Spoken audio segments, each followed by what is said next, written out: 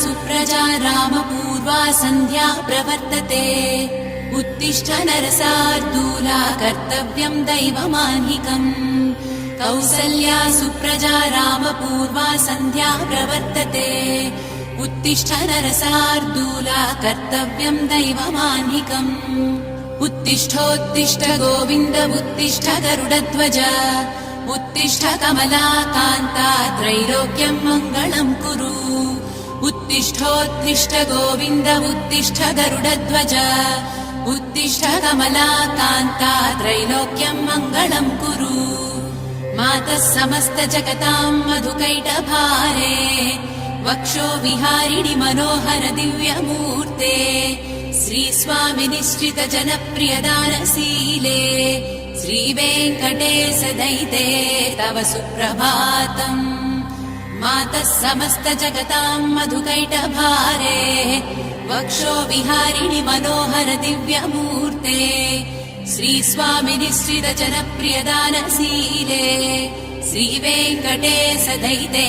तव सुप्रभातम् तव सुप्रभातमरविन्दलोचने भवतु प्रसन्न मुख चन्द्रमण्डले वीरशङ्करेन्द्रवनिताभिरर्चिते वृषशैलनाद दयिते दयानिधे अर्त्यादि सप्त ऋषयः समुपास्य सन्ध्याम् आकाश सिन्धु कमलानि मनोहराणि आदाय पादयुगमर्चयितुम् प्रपन्नाः शेषाद्रिशेखर विभो तव सुप्रभातम् पञ्चाननाब्ज भव षण्मुखवासवाद्याः त्रैविक्रमादिचरितम् विबुधास्तु वन्ति भाषापतिः पठति वासरशुद्धिमारात् शेषाद्रिशेखर विभो तव सुप्रभातम् ईषत्प्रफुल्ल सरसीरुहनारिकेळपूगद्रुमादि सुमनोहर पालिकानाम् आवाति मन्दमनिलः सह दिव्यगन्धैः शेषाद्रिशेखर विभो तव सुप्रभातम् उन्मील्य नेत्रयुगमुत्तम पञ्जरस्थाः पात्रावशिष्ट कदलीफलपायसानि भुक्त्वा सलीलमधकेळि सुखाः पठन्ति शेषाद्रिशेखर विभो तव सुप्रभातम् तन्त्री प्रकर्ष मधुरस्वनया विपञ्च्या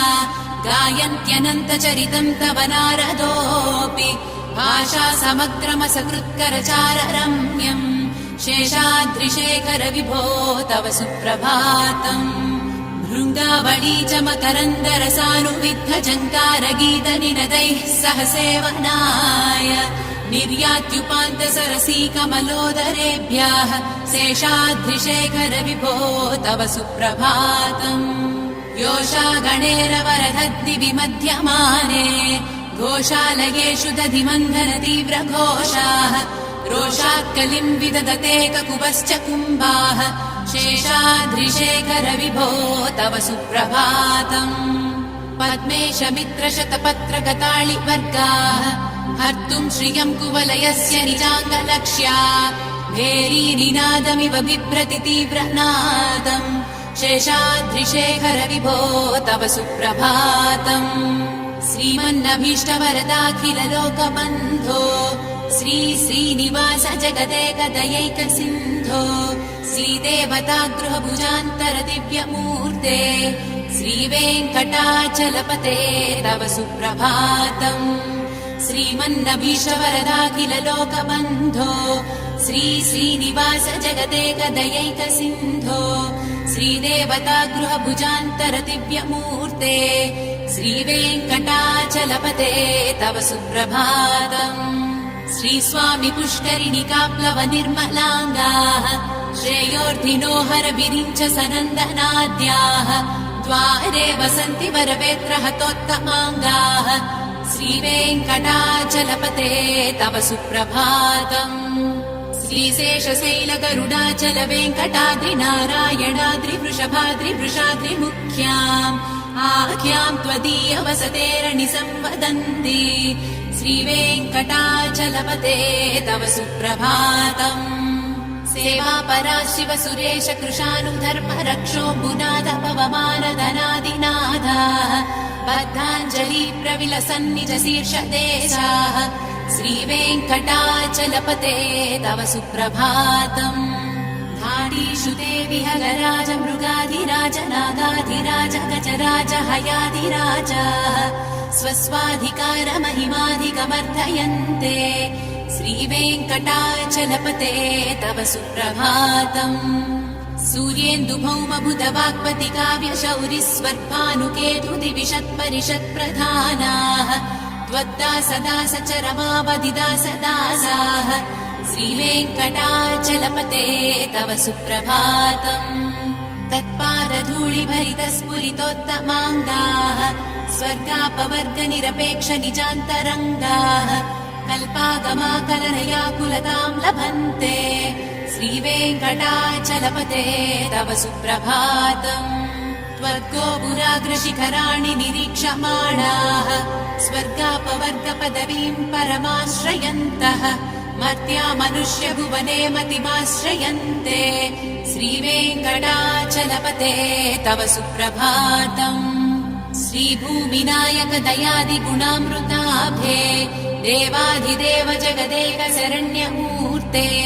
श्रीमन्ननन्त गरुडादिभिरर्चिताङ्घ्रे श्रीवेङ्कटाचलपते तव सुप्रभातम् श्रीपद्मनाभ पुरुषोत्तम वासुदेव वैकुण्ठमाधव जनार्दन चक्रपाणे श्रीवत्स चिह्न शरणागत पारिजात श्रीवेङ्कटाचलपते तव सुप्रभातम् कन्दर्पदर्पहर सुन्दर दिव्यमूर्ते कान्ताकुचाम्बुरुह कुट्मललोल दृष्टे कल्याण निर्मल गुणाकर दिव्यकीर्ते श्रीवेङ्कटाचलपते तव सुप्रभातम् मीनाकृते कवठकोल नृसिंहवर्णिन् स्वामिन् परश्वत तपोधन रामचन्द्र शेषांश रामयदु नन्दन कल्किरूप श्रीवेङ्कटाचलपते तव सुप्रभातम् येनालवङ्ग घनसार सुगन्धितीर्थम् दिव्यम् वियत्सरिति हेम घटेषु पूर्णम् धृत्वाद्य वैदिक शिखामणयः प्रहृष्टाः तिष्ठन्ति वेङ्कटपते तव सुप्रभातम् भास्वानुदेति विकचानि सरोरुहाणि सम्पूरयन्ति निनदैककुबो विहङ्गाः श्रीवैष्णवा सततमर्तित मङ्गलास्ते धामाश्रयन्ति तव वेङ्कट सुप्रभातम् ब्रह्मादयः सुरवराः समहर्षयस्ते सन्तः सनन्दन मुखास्त्वरयोगिवर्याः धामान्तिके तव हि मङ्गलवस्तु हस्ताः श्रीवेङ्कटाचलपते तव सुप्रभातम् लक्ष्मीनिवास निरवद्य गुणैक सिन्धो संसार सागर समुक्तरणैक सेतो वेदान्त वेद्य निज वैभव भक्त भोग्य श्रीवेङ्कटाचलपते तव सुप्रभातम् लक्ष्मीनिवास निरवद्य गुणैक सिन्धो संसार सागर समुक्तरणैक सेतो वेदान्त वेद्य निज वैभव भक्त भोग्य श्रीवेङ्कटाचलपते तव सुप्रभातम् इत्थम् वृषाचलपतेरिह सुप्रभातम् ये मानवः प्रतिदिनम् पठितुम् प्रवृत्ताः तेषाम् प्रभात समये स्मृतिरङ्गभाजाम् प्रज्ञाम् परार्थ सुलभाम् परमाम् प्रसूते इत्थम् वृषाचलपतेरिह सुप्रभातम् ये मानवः प्रतिदिनम् पठितुम् प्रवृत्ताः तेषाम् प्रभात समये स्मृतिरङ्गभाजाम् प्रज्ञाम् परार्थ सुलभाम् परमाम् प्रसूते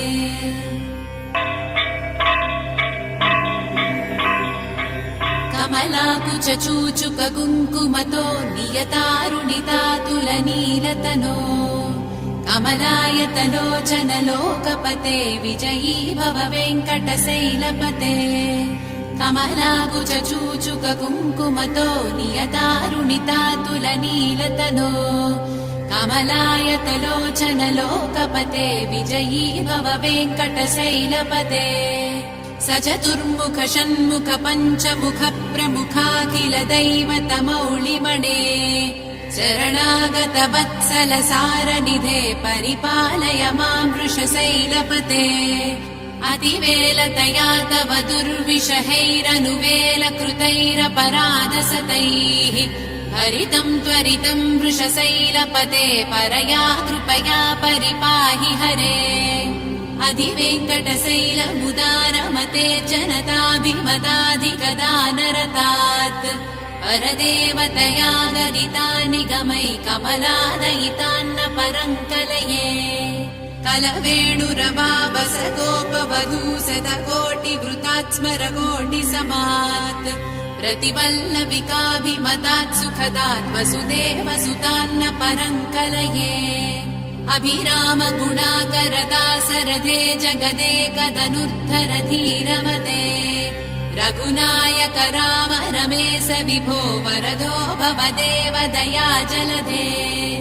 अवनीतनया कमनीयकरं रजनीकर चारुमुखाम्बुरुहम् रजनीचर राजतमो मिहिरं महनीयमहं रघुराममये सुमुखं सुहृदं सुलभं सुखदं स्वनुजं च सुखाय ममोघशरम् अपहाय रघुत्वयमन्यमहं न कथञ्चन कञ्चन जातु भजे विना वेङ्कटेशं ननाथो ननाथः सदा वेङ्कटेशं स्मरामि स्मरामि हरे वेङ्कटेश प्रसीद प्रसीद प्रियं वेङ्कटेश प्रयच्छ प्रयच्छ विना वेङ्कटेशं ननाथो ननाथः सदा वेङ्कटेशं स्मरामि स्मरामि हरे वेङ्कटेश प्रसीद प्रसीद प्रियं वेङ्कटेश प्रयच्छ प्रयच्छ अहं दूरदस्ते पदाम्भोजयुग्म प्रणामे च यागत्य सेवां करोमि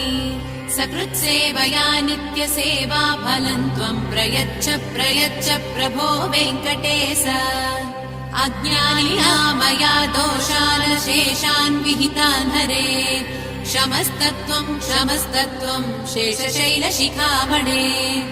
अज्ञानिना मया दोषान् शेषान् विहितान् हरे क्षमस्तत्त्वं क्षमस्तत्त्वं शेषशैलशिखामणे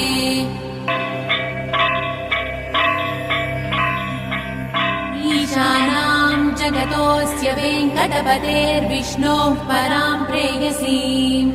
तद्वक्षस्थलनित्यवासरसिकां तत्क्षान्तिसंवर्धिनीम् पद्मालङ्कृतपाणिपल्लवयुगां पद्मासनस्थां श्रियम् वात्सल्यादिगुणोज्ज्वलां भगवतीं वन्दे जगन्मातरम् ईशानां जगतोऽस्य वेङ्कटपतेर्विष्णोः परां प्रेयसीम् तद्वक्षस्थलनित्यवासरसिकां तत्क्षान्तिसंवर्धिनीम् पद्मालङ्कृतपाणिपल्लवयुगां पद्मासनस्थां श्रियम्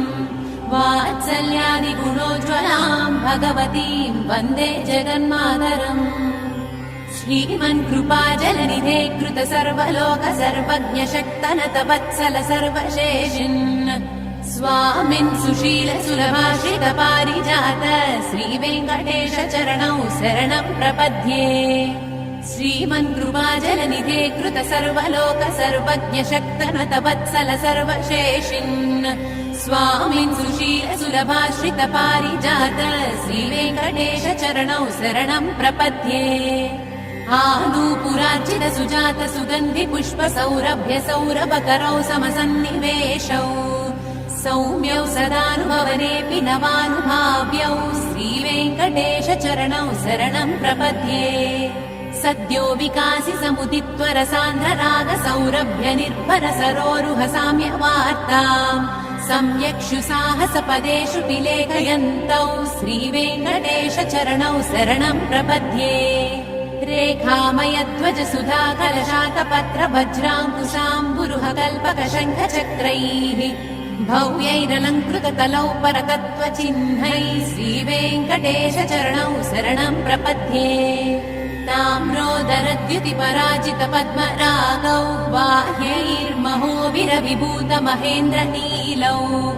उद्यन्नकांशु विरुदस्त शशाङ्कभासौ श्रीवेङ्कटेश चरणौ शरणं प्रपद्ये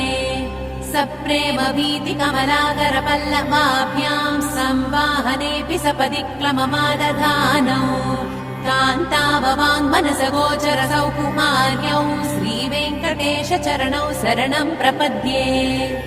लक्ष्मीमही तदनुरूप निजानुभावनीनादि दिव्य महिषीकर पल्लवानाम् आरुण्य संक्रमणतः किल सान्द्र रागौ श्रीवेङ्कटेश चरणौ शरणं प्रपद्ये नित्यानमद्विधि शिवारि किरीटकोटि प्रत्युक्त दीप्त नवरत्नमः प्ररोहै नीराजनाभिधि बुदारमुपादधानौ श्रीवेङ्कटेश चरणौ शरणं प्रपद्ये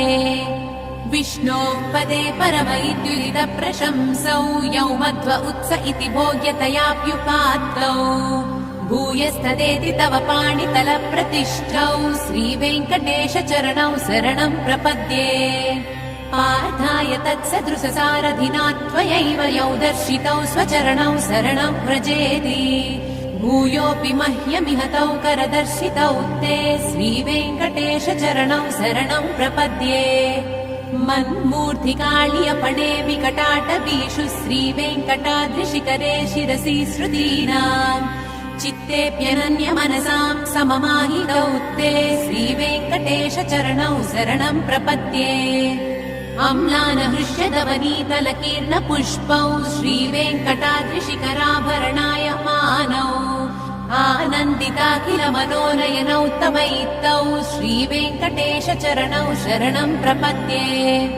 प्राय प्रपन्न जनता प्रथमावगाह्यौ मातुस्तनाविव शिशोरमृताय माणौ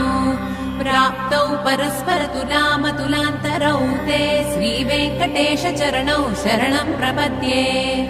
सत्त्वोत्तरै सतत सेव्य पदाम्बुजेन संसारतारकतयार्धदृगञ्चलेन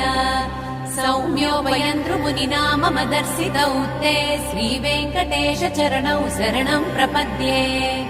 सत्त्वोत्तरै सतत सेव्य पदाम्बुजेन संसारतारकतयार्धदृगञ्चलेन सौम्योभयन्तृमुनिना मम दर्शितौ ते श्रीवेङ्कटेश चरणौ शरणं प्रपद्ये श्रीशश्रिया घटिकया त्वदुपाय भावे प्राप्ये त्वयि स्वयमुपेयतया स्फुरन्त्या नित्याश्रिताय निरवध्य गुणाय तुभ्यम् स्याम् किङ्करो वृषगिरीश न जातु मह्यम् श्रीशश्रिया घटिकया त्वदुपाय भावे प्राप्ये त्वयि स्वयमुपेयतया स्फुरन्त्या नित्याश्रिताय निरवध्य गुणाय तुभ्यम् स्याम् किङ्करो वृषगिरीश न जातु मह्यम्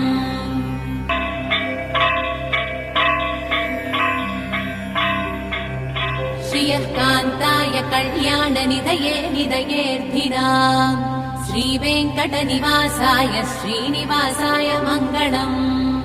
श्रियः कान्ताय कल्याणनिधये निधयेऽर्थिनाम् श्रीवेङ्कटनिवासाय श्रीनिवासाय मङ्गलम् लक्ष्मी सविभ्रमालोक सुभ्रू विभ्रम चक्षुषे चक्षुषे सर्वलोकानाम् वेङ्कटेशाय मङ्गलम् श्रीवेङ्कटाद्रिशृङ्गाग्रमङ्गलाभरणाङ्ग्रये मङ्गलानाम् निवासाय श्रीनिवासाय मङ्गलम् सर्वावयव सौन्दर्य सम्पदा सर्वचेतसाम् सदा सम्मोहनायास्तु वेङ्कटेशाय मङ्गलम् नित्याय निरवध्याय सत्यानन्दचिदात्मने सर्वान्तरात्मने श्रीमद्वेङ्कटेशाय मङ्गलम् स्वतः सर्वविरे सर्वशक्तये सर्वशेषिणे सुलभाय सुशीलाय वेङ्कटेशाय मङ्गलम् परस्मै ब्रह्मणे पूर्णकामाय परमात्मने प्रयुञ्जे परतत्त्वाय वेङ्कटेशाय मङ्गलम् आकालतत्त्वमश्रान्तमात्मनामनुपश्यताम् अतृप्त्यमृतरूपाय वेङ्कटेशाय मङ्गलम् प्रायस्वचरणौ पुंसाम् शरण्यत्वेन पाणिना कृपया दिसते श्रीमद्वेङ्कटेशाय मङ्गलम् दयामृततरङ्गिण्यास्तरङ्गैरिव शीतलैः अपाङ्गैः सिञ्चते विश्वम् वेङ्कटेशाय मङ्गलम् स्रग्भूषाम्बरहेतीनाम् सुषमावहमूर्तये सर्वार्तिसमनायास्तु वेङ्कटेशाय मङ्गलम् श्रीवैकुण्ठविरक्ताय स्वामि पुष्करिणीतटे रमया रममाणाय वेङ्कटेशाय मङ्गलम् श्रीवैकुण्ठविरक्ताय स्वामि पुष्करिणीतटे रमया रममाणाय वेङ्कटेशाय मङ्गलम् श्रीमत्सुन्दरजामातृमुनिमानसवासिने सर्वलोकनिवासाय श्रीनिवासाय मङ्गलम् मङ्गलाशासनपरैर्मदाचार्य पुरोगमैः सर्वैः च पूर्वैराचार्यैः सत्कृतायास्तु मङ्गलम्।